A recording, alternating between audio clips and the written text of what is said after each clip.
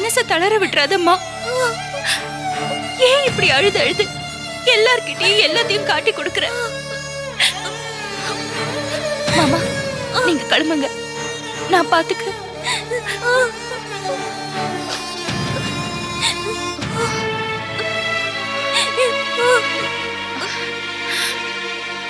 விஜி, இனிமே இந்த மாதிரி பைத்தியக்காரத்தனமான முடிவுக்கு வர மாட்டேன்னு எனக்கு சத்தியம் பண்ணி கொடு. அக்கா, சத்தியம் பண்ணி கொடு.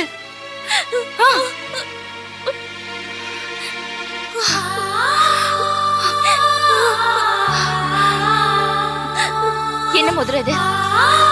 அக்கா, அந்த இளங்கோ ரெஜிஸ்டர் மேரேஜ் எப்ப போட்டது? இத பத்தி மாமாக்கு தெரியுமா? தெரியாதுக்கா. இனிமே இந்த கன்றாவியெல்லாம் நீ போட்டுக்காத. விஜி, விஜி, நடந்த எல்லாத்தையும் மறந்துரு விஜி, மறந்துரு.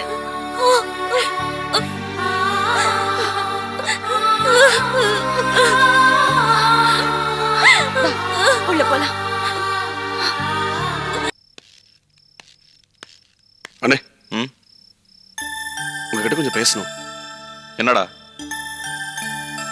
மத்தியானம் நீங்க இருந்த கோவத்துல சாப்பாட்டை கூட முடிக்காம பாதியில இருந்து போயிட்டீங்க. அந்த நிலைமையில நான் ஏதாவது சொல்லியிருந்தா கூட நீங்க காதலியே வாங்கியிருக்க மாட்டீங்க. அதான் நிதானமா உங்ககிட்ட பேசலான்னு. என்ன சொல்லு? இது பாருங்க, தயவு செஞ்சு பொறுமையா நிதானமா யோசிச்சு பதில் சொல்லுங்க.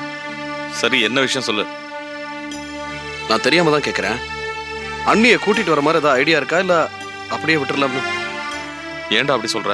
பின்ன என்னண்ணே, வர வர அம்மா நடந்துக்கிற விதம் ரொம்ப மோசமா இருக்குண்ணே. தப்பு மேல தப்பு பண்ணிக்கிட்டே போறாங்க. அது ஏன்னு தெரியல, நீங்க அந்த தப்பெல்லாம் கண்டிக்கவே மாட்டேங்கிறீங்க. அம்மா மேல பாசம் இருக்க வேண்டியதான், இல்லைன்னு சொல்லல. ஆனா அந்த பாசமே அன்னைக்கு எதிராக மாறிடுமோன்னு பயமா இருக்குண்ணே, அதான் கேட்கறேன். டேய், ஒரே அடியா அம்மா பேச்சல நியாயம் இல்லைன்னு சொல்லிட முடியாதுடா. அந்த தனம் அம்மாவை பார்த்து என்ன சொன்னான்? செருப்பு பிஞ்சிடும் சொன்னான். அது தப்பு இல்லையா? சரோ ஆஸ்பத்திரி வரைக்கும் வந்திருக்கா, வீட்டுக்கு வராம போயிருக்கா. அது தப்பு இல்ல? இதெல்லாம் நினைச்சு அம்மா கோவம் வந்திருக்கு. அது தப்பா? ஓஹோ, அப்படின்னா அம்மா பேசுனது எல்லாமே கரெக்ட். உங்களுக்கு 2ஆம் கல்யாணம் செஞ்சு வைக்க போறேன்னு சொன்னது கூட தப்பு இல்ல. செய்வீங்கண்ணே. அம்மா பேச்சு கேட்டுக்கிட்டு அதை கூட செஞ்சாலும் செய்வீங்க. ஆனா அண்ணியை கூட்டிட்டு வர மாட்டீங்க, அப்படிதானே? செய்யுங்க. உங்க மனசுக்கு எதெல்லாம் சரின்னு படுதோ. போடா பைத்தியக்காரா, ஒரு கல்யாணம் பண்ணதுக்கே நிம்மதி இல்லாம அலையிறேன், இன்னொரு கல்யாணம் வேறையா? நல்லா இருக்குண்ணே, ரொம்ப நல்லா இருக்கு. இந்த வார்த்தையை அண்ணி கேட்டாங்கன்னா ரொம்ப சந்தோஷப்படுவாங்க.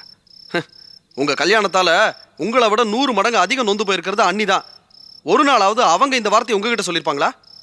யோசிச்சு பாருங்க. உங்க நிம்மதி கெடுறதுக்கு அண்ணியா காரணம்?